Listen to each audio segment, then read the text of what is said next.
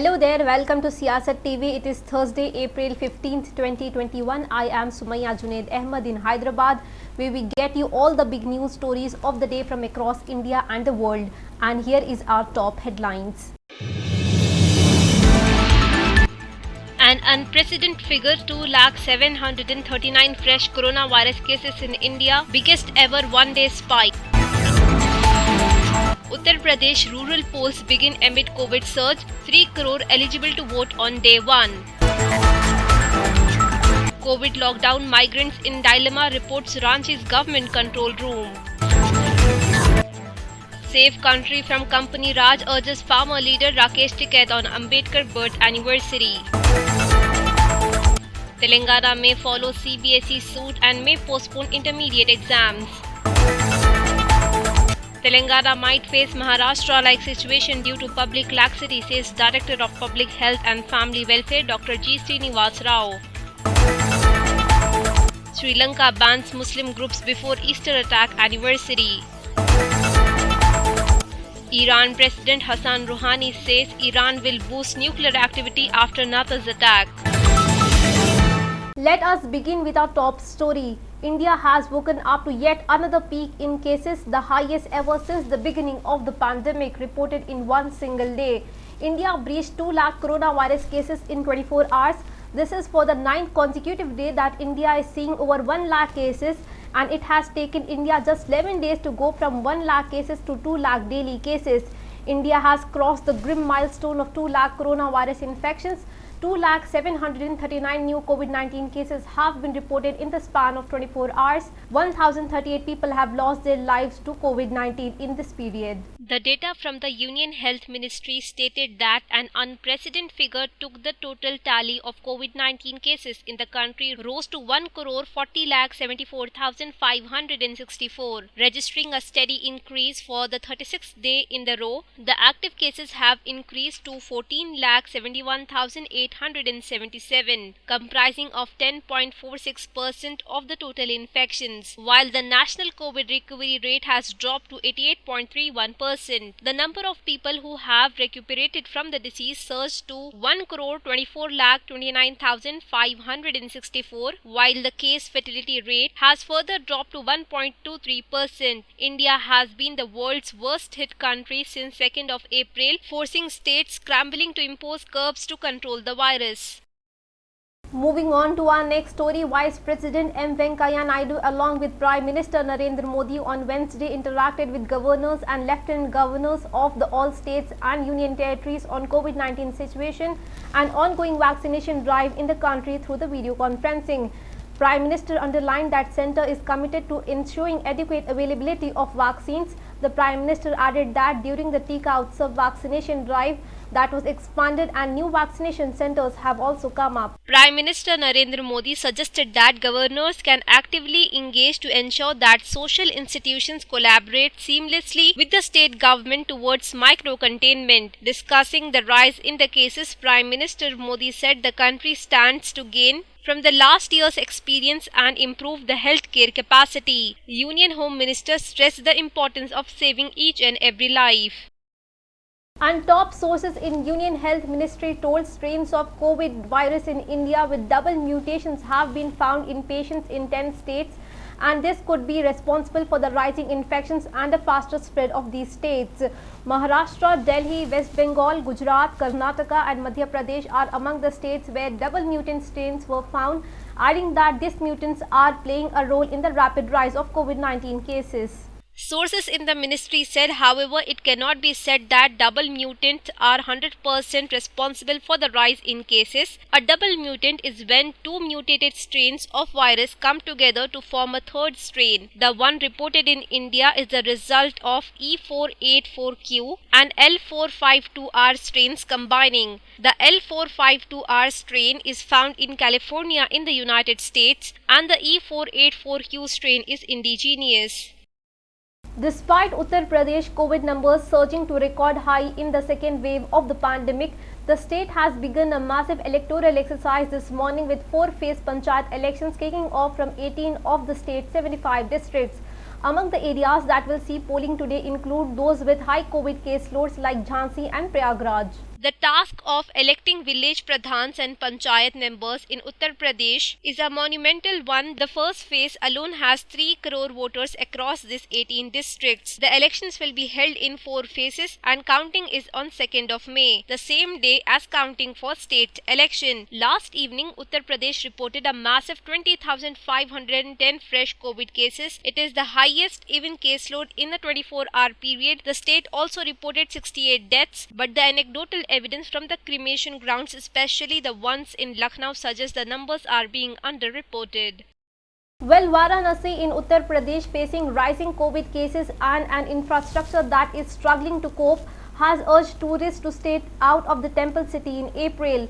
The temple city has seen a steep rise of 1,266% in COVID cases over the past 2 weeks. Varanasi District Magistrate Kaushal Raj Sharma has said in an advisory, "We appeal to domestic and international tourists planning to visit Varanasi to cancel their trip this month because of the unprecedented COVID infections." Varanasi administration has also said those visiting from famous Kashi Vishwanath temple need a negative RT-PCR test report to enter. These COVID negative reports will also be needed for visitors stopping over. Varanasi district currently has 10,206 active infections, the highest after the state capital Lucknow and Prayagraj, another popular destination for tourists and devotees.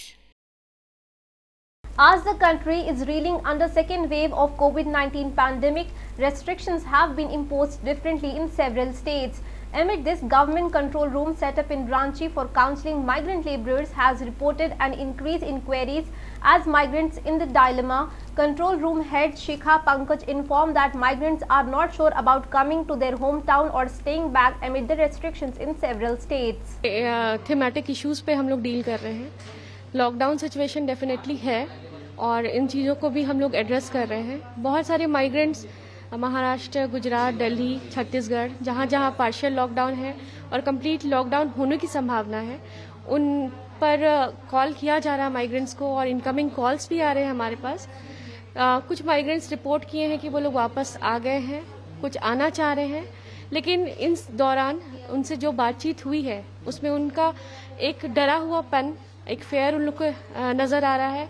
वो लोग decision अभी ले नहीं पा रहे हैं क्योंकि complete lockdown नहीं हो पाई है. और दूसरा चीज़ है कि कुछ कुछ कंपनियां भी रिपोर्ट हुई हैं हमारे पास जो इस बार मजदूरों का पूरा केयर भी करना चाह रहे हैं, जिसके कारण बहुत सारे मजदूर ने अपनी मंशा जताई है. Congress leader Rahul Gandhi took a pot shot at BJP by saying that wherever the party and its ideologue RSS go, hatred starts to intensify there. He said people of Assam say their history and culture has been attacked. Tamil Nadu and West Bengal are facing the same thing now. Tamil Nadu, Bengal, Assam में चुनाव हो रहे हैं और यहाँ से पहले मेरे वहां दौरे लगे. असम में आप जानते हो बीजेपी ने क्या किया, वही काम वो तमिलनाडु में कर रहे हैं. चुनाव के समय मैंने लोगों से पूछा क्या लगता है आपको, असम के लोग कहते हैं हमारे प्रदेश पर, हमारी संस्कृति पर, हमारी हिस्ट्री पर आक्रमण हो रहा है. तमिलनाडु के लोग भी यही कहते हैं और बंगाल में भी यही काम हो रहा है. आप देखिए जहां भी बीजेपी जाती है, आरएसएस जाती है, नरेंद्र मोदी जी जाते हैं, अमित शाह जी जाते हैं, वहां पे नफरत फैलनी शुरू हो जाती है. सही बात है, सही बात है. जहां भी जाते हैं भाईचारे की बात, जोड़ने की बात. All right, Congress leader Priyanka Gandhi Vadra today said CBSE board exams must be cancelled for class 12th as it has been done for class 10th and asserted that keeping the students under pressure till June is unfair. Her reaction came soon after Central Board of Secondary Education (CBSE) announced that exams for class 10th have been cancelled and those for class 12th have been postponed in the view of surge in COVID-19 cases in the country. The exams were scheduled to be held from 14th of May. In her reaction, Priyanka Gandhi said, "Glad that government has finally cancelled the 10th standard exams. However, a final decision must be taken for the 12th grade too." The Congress General Secretary tweeted, "Keeping students under pressure until June makes no sense. It is unfair. I urge the government to decide now." Farmers protesting against the centre's farm law at Delhi-Ghazipur border paid tribute to Dr. B.R. Ambedkar on his 138th birth anniversary on Wednesday with BKU leader Rakesh Tikait, urging the people to save the country from Company Raj. Speaking on the occasion, Mr. Tikait alleged that instead of caring for the Indian constitution, the union government is worried about companies. "The government is not headed by the BJP. It is being run by companies," he said in a statement issued by Bharatiya Kisan Union. He urged the people to save the country from the Company Raj, giving slogans "Save Constitution, Save Farmers." He alleged that several companies are eyeing the agricultural land under the grab of contract farming. The country has been sold by the government to these companies. Let us shift our focus to Telangana, where as many as 3,307 fresh positive cases and 8 deaths were registered in the span of 24 hours, taking the total number of cases to 3,38,045 and the death toll to 1,788. Greater Hyderabad Municipal Corporation has reported 446 positive cases. Meanwhile, the number of recovery cases went up to 3,08,396 with the recovery of 897 cases in the single day. Between Tuesday and Wednesday, around 1,06,627 tests were conducted, of which the results of the samples turned positive and the reports of 3,07,15 are awaited. So far, 1,13,60,001 tests have been conducted since the pandemic broke out. With the centre differing classes 12th exam, Telangana Board of Intermediate official indicated that state government might also follow the suit of postpone the intermediate public examinations. Telangana Board of Intermediate Education Commissioner and Secretary Umar Jalil said that the decision would most likely to be in line of CBSE, adding that the board has prepared 4 proposals for the inter-examination. A final decision will be taken by the government. Later today, the government will take a call on the same and high-level meeting is scheduled, which is attended by the Chief Secretary of Education, Chitra Ramchandran, and other senior officials. The intermediate examinations in Telangana are scheduled to begin from 1st of May. Madhusudan Reddy, President of Telangana Government Junior Colleges Lecturers Association, said that government has already decided to cancel the examinations but just did not want to make it public. In what can be seen as a strict warning for upcoming days of the pandemic, the topmost health official of Telangana stated that we don't act now, Telangana will soon see a Maharashtra-like situation. Lack of beds, deaths, unending rise of COVID-19 cases. The message of warning was issued by the Director of Public Health and Welfare, Dr. G. Srinivas Rao, on Wednesday, as the state recorded 25,459 active cases, putting an immense burden on the health machinery. Mr. Rao said in a video, "For the last 4 weeks, COVID-19 cases in Telangana have been high. It will remain so for the next 4 weeks. But if we don't take precautions and don't act well, Telangana will see how Maharashtra is experiencing now." He further implied that the only reason lockdown was not implemented was to ensure livelihood and state economy doesn't take a hit. But the actual situation warranted the same. He said it is not that the situation is not bad in Telangana, it is bad. The state government is not looking at restrictions, curfew or lockdown only because the livelihood of the people should not be affected. On the second day of Ramadan month, people visited Makkah Masjid in Hyderabad today to offer early morning prayers. People without masks won't be allowed and sanitizers have been placed in the mosque premises. Hafiz Muhammad Hanif, the muezzin of the Makkah Masjid, said that there are regular announcements through the loudspeakers for the people coming to mosque to offer namaz and follow all the instructions of the government and pray to Allah that it ends the deadly disease soon. Daily लोगों को जो हुकूमत के order है, जो उसके instruction है, उस पर अमल करने की नमाज से पहले बाकायदा जो है स्पीकर में ऐलान करके और आने वालों के लिए मास्क का इंतज़ाम और समाजी फासला दूरी बरकरार रखना ये बेहद ज़रूरी है। और चूँकि लोग जो है हज़ारों की तादाद में नमाज में आते हैं, उनको ये पाबंद किया जाता है जो हुकूमत के आर्डर है उसको फॉलो करो और जो है यहाँ के इमाम साहब से हाथ मत मिलाइए। आप ख़ुद भी अच्छे रहिए, सेहत से रहिए और तमाम को भी जो है महफूज रखिए और जो हुकूमत के आर्डर है उसको फॉलो करिए और दुआ करिए कि सारी दुनिया से ये जो बीमारी आई है अल्लाह इसका ख़ात्मा करे। सैनिटाइज़र का यहाँ पर एहतमाम भी है और मास्क का भी एहतमाम है, आप खुद देख लीजिए और आए के बाद सैनिटाइज़र यूज़ होता है फिर निकल। Moving on to our international news, Sri Lanka has banned 11 Muslim organizations including ISIL, ISIS group and Al-Qaeda a week before the second anniversary of the Easter Sunday suicide bombings which killed 279 people. President said in a Gazette notification anyone linked to the group and the other 9 which have been local religious and social organizations face up to 20 years of jail. Before the anniversary of the country's Roman Catholic had threatened to take onto the streets over what they say that government's failure to act against those responsible for the attack. Some of the groups banned on Wednesday had previously been linked to lead bombers. Mr. President said the move made under Prevention of Terrorism Act was in furtherance of the efforts of the government of Sri Lanka made in good faith for the purpose of ensuring the continuance of peace within the country.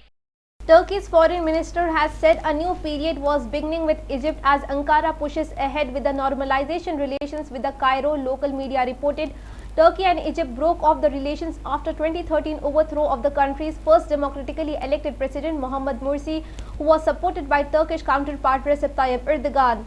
That year, Turkey and Egypt expelled their other ambassadors and froze their relations. Turkish officials said last month Ankara had established the first diplomatic contacts with the Cairo since 2013 as part of wider efforts to fix ties with other Middle Eastern rivals. A new era beginning, Turkish foreign minister was quoted as saying by NTV broadcasters. Asked about the possible ambassadorial appointments, minister said, "We have not discussed yet. There will be a meeting at a level of deputy ministers and diplomats. It will come onto the agenda there. The date is not clear yet. After that we will meet. The details of this will be discussed there," he said, raising the prospect of mutual visits. Iran President Hassan al-Rouhani said Iran will keep strengthening its nuclear program and continue negotiation to revive 2015 nuclear deal in the wake of the attack on its nuclear facility which Tehran blamed on Israel. "This is the answer to your malignancy," he said in a televised address on Wednesday in reference to the country's announcement on Tuesday that it will begin enriching uranium to a new high of 60% and deploy a new centrifuge in response of an attack on its nuclear facility in Natanz. He said, "When you commit a crime, we will cut off your hand. We will cut off your both hands, one with IR-6 centrifuges and one with 60% of enrichment. Of course, we won't wait." The Iranian president said Iran will not be idle when its legal nuclear activity overseen by International Atomic Energy Agency is sabotaged. Before we wrap up our bulletin, let's have a look on our headlines. An unprecedented figure, 2,739 fresh coronavirus cases in India, biggest ever one-day spike. Uttar Pradesh rural polls begin amid COVID surge, 3 crore eligible to vote on day 1. COVID lockdown, migrants in dilemma, reports Ranchi's government control room. Save country from company Raj, urges farmer leader Rakesh Tikait on Ambedkar birth anniversary. Telangana may follow CBSE suit and may postpone intermediate exams. Telangana might face Maharashtra-like situation due to public laxity, says Director of Public Health and Family Welfare Dr. G. Srinivas Rao. Sri Lanka bans Muslim groups before Easter attack anniversary. Iran President Hassan Rouhani says Iran will boost nuclear activity after Natanz attack. Well, that is the Siyasat TV English news for this Thursday. Thanks for watching. I am Sumayya Junaid Ahmed. Have a great day.